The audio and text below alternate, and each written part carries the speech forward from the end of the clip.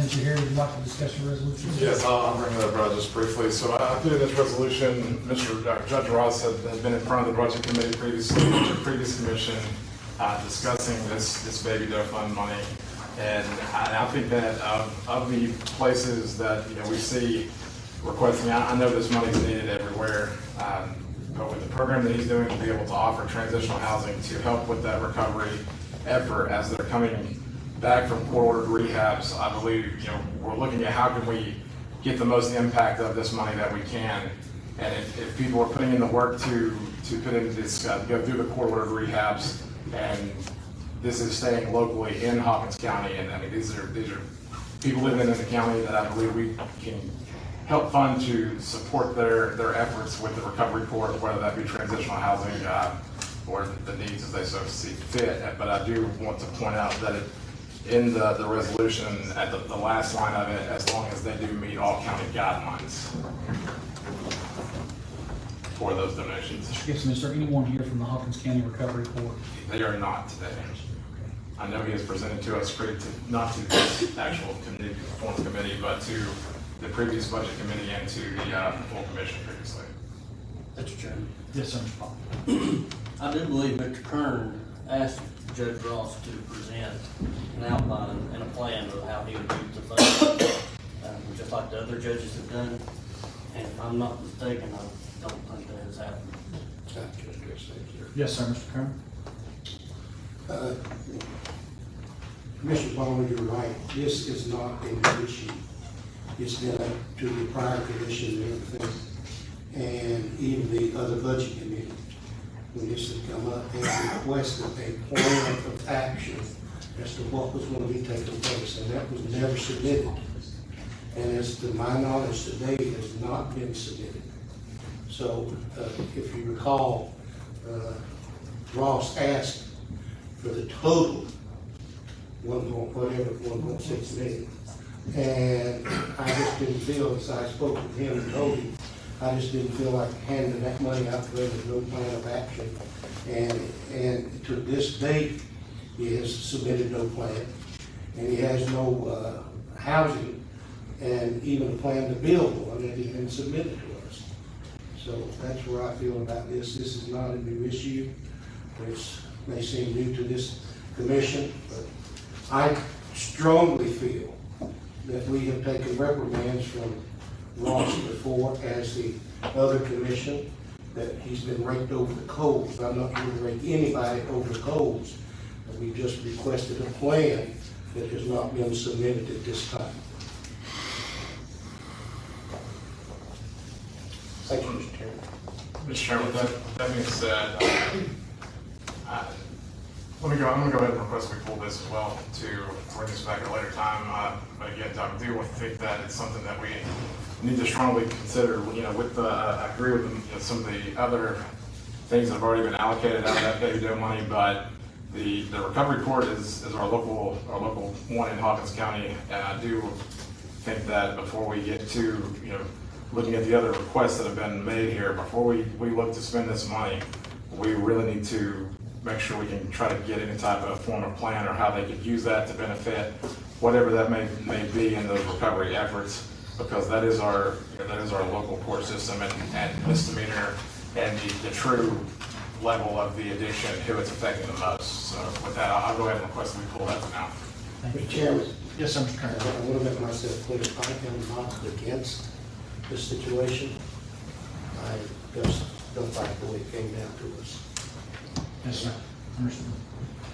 I think we have Miss, pardon me, I wrote your name down, Miss Stanley. Could you make it really short? Yes. Yes, ma'am. As I stated to you all earlier, my son was homeless. My son is part of the recovery court.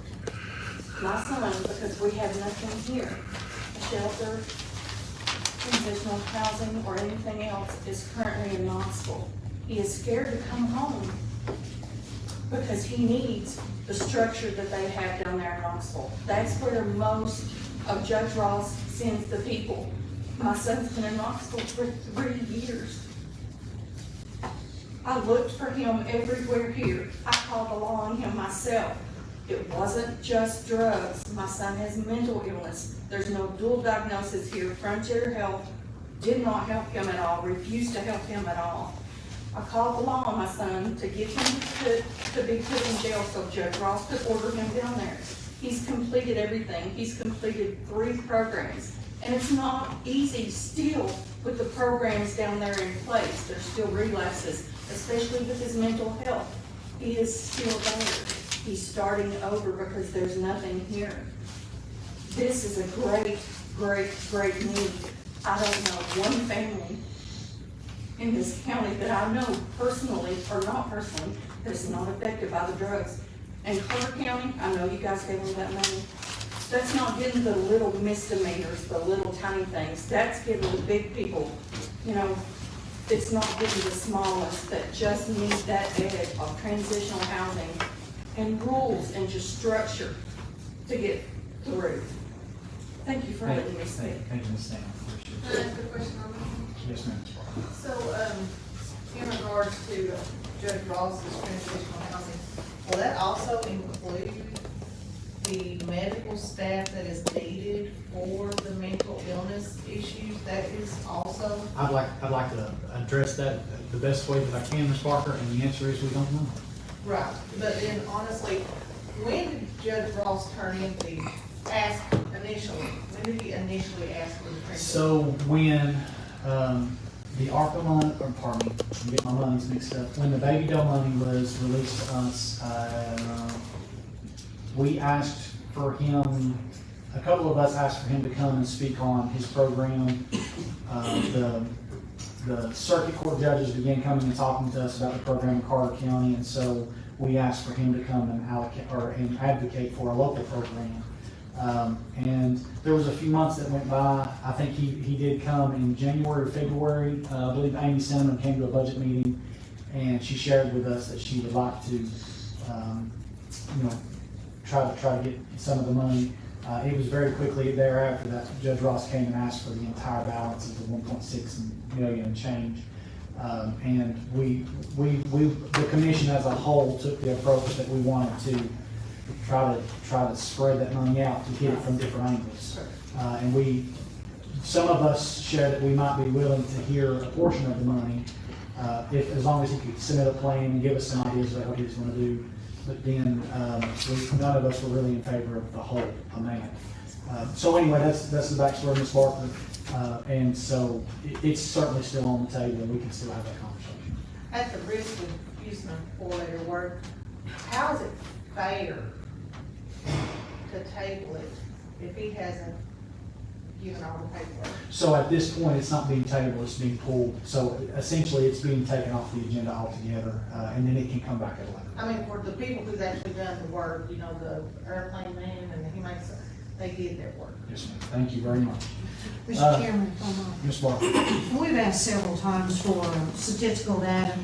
All the other judges that were on the board with Carter County had all that statistical data and were willing to share it. We've asked for that data from Judge Ross several times, and we have not received any of that. So we're just trying to educate ourselves and get information. Right.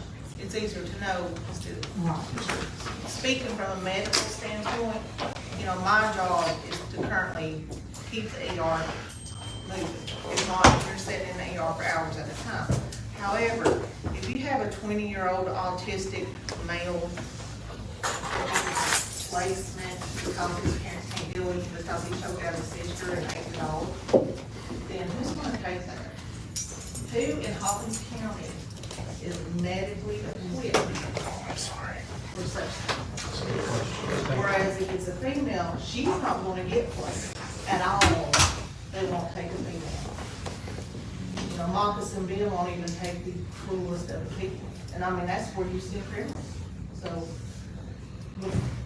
I don't wanna shoot you down, I'm sorry. No, But I mean, but you're before fine. you do that, I mean, you gotta look at, you gotta have your medical staff, you gotta have your nurses, you gotta have people who know how to do psychotropic medicine. You gotta know people who, if, you get, you know, Nancy Barker in there who's swallowing nails just because she likes to go under anesthesia, how do you fix her mindset? You know, I mean, It's a big deal. And you're right, that's what we're asking for, because, and what's the sustainability of it? That's the whole thing we're trying to figure out. What's the Unfortunately, sustainability? with mental health, once the medications start working, Well, first of all, you gotta get them to take it. right, but once it starts working, it's working, it ain't working no more, they quit taking it, it's a, but I'm sorry. That's all right, thank you so much. We're gonna move on to the next,